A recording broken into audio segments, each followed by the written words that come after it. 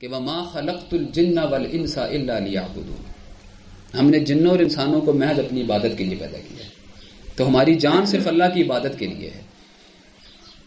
میں یہاں عرض کرتا چلوں، عبادت کو مساجد تک محدود کر دینا یہ عبادت کا بہت ناقص تصور ہے، یہ کبھی بھی اسلام نے بیان نہیں کیا ہے، شروع سے لے کر آخر تک کے انبیاء کرام نے، یہ عبادت کا وہ مفہوم ہی نہیں ہے جو اس کو مطلوب ہے۔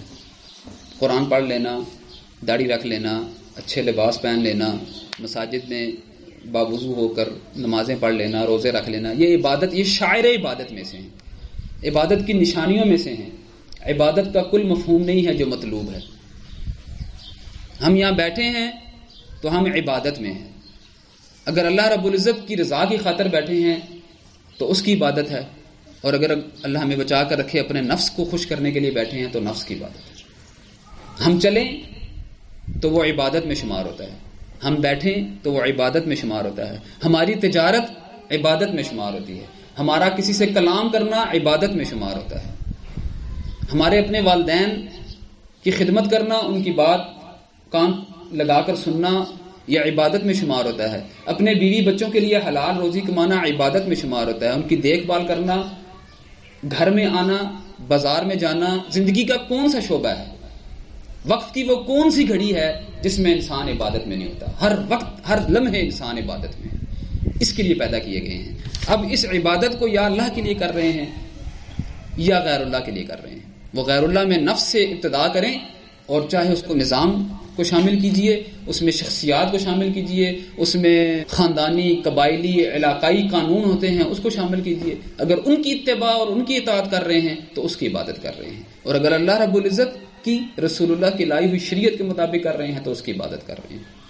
وَأَدَاءُ الْأَمَانَةِ وَلَا يُؤْذِي جَارَهُ، تیسری بات بیان فرمائی کہ اپنے ہمسائے کو نقصان نہ پہنچائے، اس کو ایذا نہ دے۔ یہ تین باتیں نبی صلی اللہ علیہ وسلم نے بیان فرما کر کہا کہ یہ ہے جو کر بیٹھے، جو چاہتا ہے کہ اللہ اس سے محبت کر دی، کہ فَاتَّبِعُونِي، ان سے کہو کہ میری اتباع کر لیں، يُحْبِبْكُمُ اللَّهُ، دعویٰ تم کر رہے تھے کہ ہم اللہ سے محبت کرتے ہیں، وہ اللہ رسپانس میں تم سے محبت کرے گا۔ کسی شخص کا یہ دعویٰ کرنا کہ میں اس سے محبت کرتا ہوں، یہ اتنا قوی بات نہیں ہے، یہ اس سے اقوی بات ہے کہ وہ کہے گا جی وہ مجھ سے محبت کرے، اس کو معلوم ہو جائے کہ اگلا مجھ سے محبت کرتا ہے، یہ ایک اعلیٰ درجہ ہے۔ یہ کم درجہ ہے کہ کوئی یہ کہے کہ میں کسی سے محبت کرتا ہوں، کیونکہ محبت کے دعوے پورے کر دینے بڑے مشکل ہیں، لیکن جب اگلا کوئی شخص آپ سے محبت کرے تو اس کا مطلب ہے کہ کچھ پورا کر دیا گیا ہے، اگلے نے کچھ دیکھ لیا ہے، اگلے نے جانچ لیا ہے کہ یہ اپنے قول میں، اپنے دعوے میں سچا ہے۔ یحببکم اللہ، اور اس محبت کا جو نتیجہ نکلے گا وہ ہے یغفر لکم ذنوبکم، وہ تمہارے گناہوں کو بخش دے گا۔ کہ اللہ رب العزت سے محبت کا لازمی تقاضا یہ ہے کہ بندہ نبی صلی اللہ علیہ وسلم کی اتباع کرے، ورنہ عشق رسول کے اور حب النبی کے دعوے اللہ رب العزت کے ہاں قابل قبول نہیں ہیں، اور حب نبی سوائے اتباع النبی کے اور کچھ بھی نہیں، کسی اور چیز کا نام ہی نہیں ہے۔ کل امتی یدخلون الجنۃ الا من ابا، فرمایا سوائے اس کے جس نے انکار کیا۔ پوچھنے والوں نے کہا کہ یہ انکار کرنے والوں کی علامت بتائیں، کیسے، کون ہے؟ فرمایا من اطاعنی دخل الجنہ، جس نے میری اطاعت کی وہ جنت میں جائے گا، ومن عصانی فقد ابا، جس نے میری نافرمانی کی اس نے میرا انکار کر دیا، چاہے محبت کے دعوے کرتا رہے۔ تو اس محبت اس کا جو اظہار ہے وہ سوائے اتباع رسول کے اور کچھ نہیں ہے۔ پھر اس اتباع رسول کا انجام اللہ رب العزت یہ دے گا کہ اللہ رب العزت محبت کرنے لگے گا، اور اس کا نتیجہ اس طرح نکلے گا، اظہار ہوگا کہ واللہ غفور الرحیم۔ قل اطیعوا اللہ والرسول، فیصلہ کن بات کر دیں، آپ ان سے کہیے کہ اللہ کی اور اس کے رسول کی اطاعت کریں، فَإِن تَوَلَّوْا، اور اگر یہ اعراض کرتے ہیں، فَإِنَّ اللَّهَ لَا يُحِبُّ الْكَافِرِينَ، فتویٰ اللہ رب العزت خود لگاتا ہے، پھر اللہ رب العزت ایسے کافروں سے محبت نہیں کرتا۔ تو آپ دیکھ لیجئے کہ صبح سے لے کر شام تک اور شام سے لے کر پھر صبح تک، تمام دنوں میں، تمام ایام، ہفتوں میں، تمام مہینوں میں، پوری زندگی کے جتنے بھی شعبے ہیں اس سب میں اطیعوا اللہ و اطیعوا الرسول کا اگر اظہار کریں گے جس کا دوسرا نام اسلام ہے، جس کا دوسرا نام اسلام ہے. یہ ہے وہ الدین جو نبی صلی اللہ علیہ وسلم دے کر گئے ہیں. یہ وہ ہے وہ شریعت جس کی اتباع کا جو ہے وہ ہمیں حکم دیا گیا ہے. یہ آپشنل نہیں ہے، کر لیا جائے تو اچھا ہے، نہ کیا جائے تو کوئی بات نہیں. قل اطیعوا اللہ والرسول، ان سے کہو کہ اب یہ تمہیں کر کے دکھانا ہے، اللہ کی اطاعت، اس کے رسول کی. اور اگر ایسے نہیں کرو گے، اس سے منہ میں اڑو گے، تو اللہ رب العزت ایسے کافروں سے محبت نہیں کرتا. تو زندگی کے تمام شعبوں میں، تمام احکامات میں شریعت نے جو ہمارے لیے احکامات نازل فرمائے ہیں، ان کو جب جب ہم اللہ کے نبی صلی اللہ علیہ وسلم کی دی ہوئی تعلیمات کے مطابق کریں گے تو وہ اتباع نبی کہلائے گی اور وہ اللہ سے محبت سچی کہلائے گی. ورنہ اللہ رب العزت کے ہاں اگر خائن ٹھہرا دیے گئے، اس ضمانت کو پورا نہ کر سکے. دیکھیں یہی بات اللہ رب العزت نے سورہ احزاب میں فرمایا ہے کہ اِنَّا عَرَضْنَا الْأَمَانَةَ عَلَى السَّمَاوَاتِ وَالْأَرْضِ وَالْجِبَالِ، ہم نے یہ امانت آسمانوں کو دی، زمین کو دی، پہاڑوں کو دی، بڑی بڑی مخلوقات ہیں اللہ تعالیٰ کی. فَأَبَيْنَ أَن يَحْمِلْنَهَا، انہوں نے لینے سے انکار کر دیا، اس کو بھاری سمجھا.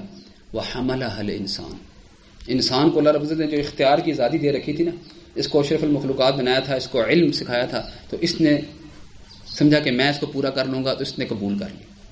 اللہ تعالیٰ کے کیا بیان فرماتا ہے انسان کی اکثریت کو سامنے رکھتے ہوئے، إِنَّهُ كَانَ ظَلُومًا جَهُولًا، یہ ظالم بھی ہے اور یہ جاہل بھی ہے کہ اللہ رب العزت کے ساتھ ایک امانت کو طے کر لیا اور پھر اس کی فکر ہی نہیں کی. صبح و شامیں گزر رہی ہیں، بچپنے سے جوانی آتی ہے، جوانی سے بڑھاپے آ جاتے ہیں اور پتہ ہی نہیں اللہ رب العزت نے پیدا کیوں کیا، کس مقصد کے لیے بھیجا، کیا کر کے دکھانا تھا، یہاں کیا کرنا تھا. امانت جو دی گئی تھی، بار ڈالا گیا تھا، اس کو پہچانا ہی نہیں کہ کیا تھا. تو میرے بھائیو، آج یہ جو لمحے ہیں زندگی کے اللہ رب العزت نے ہمیں دے رکھے ہیں، آج ہم نے اپنی اس ذمہ داری کو پہچاننا ہے. اللہ رب العزت کی عبادت، اس میں کسی غیر کا اختلاط کر دیا، اس کے اندر شامل کر دیا، تو یہ شرک کہلاتا ہے. اور شرک کے لیے اللہ تعالیٰ بیان فرماتا ہے ان اللہ لا یغفر ان یشرک بہ ویغفر ما دون ذلک لمن یشاء، وہ شرک کو کبھی معاف نہیں کرے گا، اس کے علاوہ کے گناہ وہ چاہے تو معاف کر دے گا. اس کے اوپر اللہ رب العزت نے جنت کو حرام کر دیا ہے، چاہے عشق نبی کے دعوے کرتے رہیں، چاہے حب اللہ کے دعوے کرتے رہیں. اس کے اوپر اللہ تعالیٰ بیان فرماتا ہے شرک ثابت ہو گیا، شرک ثابت ہو گیا. اور اہل کتاب میں، کتاب کے ماننے والوں میں، ہم بھی کتاب کے ماننے والے ہیں نا، دعوے دار ہیں، کتاب کے ماننے والوں میں سب سے بڑا جو شرک آتا ہے وہ اطاعت کا آتا ہے. یاد رکھیے، کیونکہ اتنا نازک مسئلہ ہے اطاعت کا کہ کبھی یہ عین عبادت بن جاتی ہے اور کبھی یہ عین شرک بن جاتی ہے. جب یہی عبادت اللہ اور اس کے رسول صلی اللہ علیہ وسلم کے احکامات کے مطابق ہوگی تو عین ہی عبادت ہوگی، اور جب یہی اطاعت کسی کی آپ کر رہے ہیں اور اس کی مخالفت میں کر رہے ہیں تو یہ عین شرک بن جائے گا. اتنا نازک مسئلہ ہے. یہی اہل کتاب یہود و نصارہ میں آیا تھا. یہی بات اللہ تعالیٰ ان کے لیے سورہ توبہ میں بیان فرماتا ہے اتخذوا احبارهم ورهبانهم اربابا من دون اللہ، کہ انہوں نے احبار اور رہبان کو اللہ کے علاوہ، اپنے پیروں اور مولیوں کو، علماء اور مشائخ کو، اپنے بڑے سرداروں کو اللہ کے علاوہ اپنا رب بنا لیا ہے. اور عدی بن حاتم آ کے پوچھتے ہیں کہ اللہ کے نبی، ہم نے کبھی ان کو نہیں پکارا ہے، کبھی ان کے نام کی نظر و نیاز نہیں دی ہے، کبھی ان کے سجدہ رکوع نہیں کیا ہے، کیسے ہم نے ان کو رب بنا لیا؟ تو فرماتے ہیں اللہ کے نبی صلی اللہ علیہ وسلم، کیا وہ جس چیز کو حرام کر دیں تم ان کو حرام نہیں سمجھ لیتے تھے؟ جس کو وہ حلال کر دیں تمہارے لیے، کیا اس کو حلال نہ کر لیتے تھے؟ میں بالکل ایسے ہی کرتے تھے. فرمایا فتل کا عبادت، یہ ان کی عبادت تھی. انتہائی چوکنا رہنا ہے. اطاعت کا حکم بھی ہے، فاسألوا اہل الذکر ان کنتم لا تعلمون، یہ حکم بھی ہے. یہ حکم بھی ہے اطیعوا اللہ و اطیعوا الرسول و اولی الامر منکم، یہ حکم بھی ہے کہ من اطاع امیری فقد اطاعنی. یہ سارے احکامات اپنی جگہ پر. اور پھر اس کے لیے کتنا اپنے آپ کو چوکنا رکھنا ہے کہ کہیں یہ اطاعت اللہ کی عبادت کی حدوں سے باہر نہ نکل جائے، میرے نفس کی بندگی، میرے اس امیر، اس پیر، اس بڑے سردار کی بندگی میں نہ شامل ہو جائے. انتہائی چوکنے رہنے والی میری بات ہے میرے بھائیوں، انتہائی محتاط رہنے والی بات ہے. اور یہ ہے وہ شرک جس کو نبی صلی اللہ علیہ وسلم بیان فرماتے ہیں کہ اس طریقے سے یہ حملہ کر دیتا ہے گویا کالی رات ہے اور کالا پتھر ہے اور اس کے اوپر کالی چونٹی چل رہی ہے اور اس کا پتہ نہیں چلتا کہ چل رہی ہے، اس کی آہٹ کا محسوس نہیں ہوتا. ایسے ہی شرک بندے سے ہو جاتا ہے. اعاذنا اللہ منہ، اللہ تعالیٰ ہمیں اس سے بچا کر رکھے. لیکن ایسے نہیں، ہم کسی چیز سے بچیں گے تب جب اس کا شعور حاصل کریں گے، اس کے بارے میں علم حاصل کریں گے کہ کب وہ چیز شرک بنتی ہے اور کب وہ اللہ کی اطاعت بنتی ہے، اللہ کی عبادت بنتی ہے۔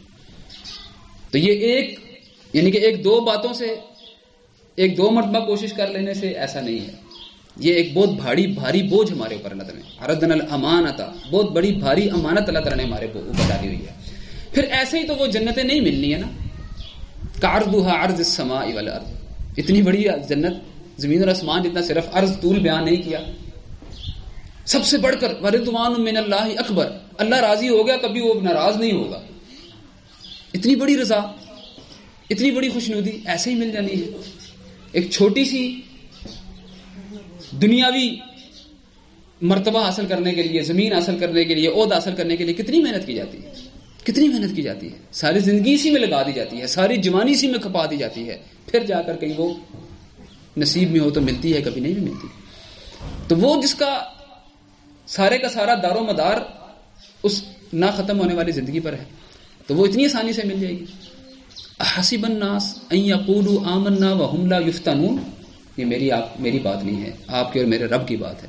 لوگوں نے کیا یہ گمان کر لیا ہے کہ وہ کہیں گے کہ ہم اللہ پر ایمان لے آئے اور ان کو چھوڑ دیا جائے گا؟ وَلَقَدْ فَتَنَّ الَّذِينَ مِن قَبْلِهِمْ فَلَيَعْلَمَنَّ اللَّهُ الَّذِينَ صَدَقُوا وَلَيَعْلَمَنَّ الْكَاذِبِينَ۔ سورہ عنکبوت میں آغاز میں ہم بالضرور تمہاری آزمائش کریں گے، سچوں اور جھوٹوں کو الگ کریں گے۔ تو یہ آزمائش میں سے ہم گزر رہے ہیں۔ آزمائش اس چیز کا نام نہیں ہے کہ ہمیں ہمارے اوپر کوئی بہت بڑا بوجھ پڑے، کوئی بچہ مر گیا ہے، کاروبار فلاپ ہو گیا تو پھر اس کو آزمائش کہتے ہیں۔ ہم جس لمحے گزر رہے ہیں یہ آزمائش میں سے گزر رہے ہیں، ہم ہر وقت آزمائش میں ہیں۔ کسی کو اللہ تعالیٰ نے بہت زیادہ دولت کاروبار دے رکھا ہے تو وہ اس کی آزمائش میں ہے، کسی کو کم دے رکھا ہے وہ اس آزمائش میں ہے، کسی کو علم دے رکھا ہے تو وہ اس وقت اس کے مطابق اس آزمائش میں ہے۔ لا یکلف اللہ نفسا الا وسعہا، ہر شخص اپنی تکلیف کے مطابق مکلف ہے، اس کی آزمائش میں۔ تو اس آزمائش میں سے، اس بھٹی میں سے ہم اس وقت گزر کر نکلیں گے صحیح سالم جب ہم اس کا فہم حاصل کریں گے، اس کا علم حاصل کریں گے، اس کو معلوم کریں گے کہ ہمیں اللہ رب العزت نے کیوں اس بھٹی میں ڈالا، کیوں اس آزمائش میں ڈالا، اب وہ ہم سے کیا چاہ رہا ہے۔ تو وہ چاہت اللہ رب العزت نے مخفی نہیں رکھی، چھپا کر نہیں رکھی۔ انبیاء کرام کا سلسلہ نازل فرمایا، بینات آیات نازل فرمائی کہ اس کو دیکھو، اور اس کو ہم نے وَلَقَدْ يَسَّرْنَا الْقُرْآنَ لِلذِّكْرِ آسان کر دیا ہے سمجھنے کے لیے، تو کرو، کوشش تو کرو، سمجھنے کی کوشش کرو۔ یہدی الیہ من ینیب، جو ہدایت کا طلبگار ہوگا اس کو ہم ضرور دیں گے۔ تو اللہ رب العزت سے دعا ہے کہ وہ ہمیں صحیح معنوں میں اپنی اس شریعت کو جو اس نے اپنے آخری نبی محمد عربی صلی اللہ علیہ وسلم پر نازل فرمائی ہے، اس کو صحیح معنوں میں سمجھ کر اس پر عمل پیرا ہونے کی ہمت دے، توفیق دے، پھر اس کو دوسروں تک پہنچانے کی بھی ہمت اور توفیق دے، کیونکہ یہ لازمی ذمہ داری ہے۔ یہ شہادت حق کی ذمہ داری مجھ آپ سب پر اپنے اپنے علم کے مطابق ضروری ہے کہ ہم آگے تک بھی پہنچائیں۔ اس ذمہ داری کو اللہ تعالیٰ نبھانے کی ہمت اور توفیق دے، اور ہمیں مرتے دم تک اپنا فرما بردار رکھے اور اپنے ہاں اہل ایمان میں شامل کرے، اپنی رضا میں شامل کرے۔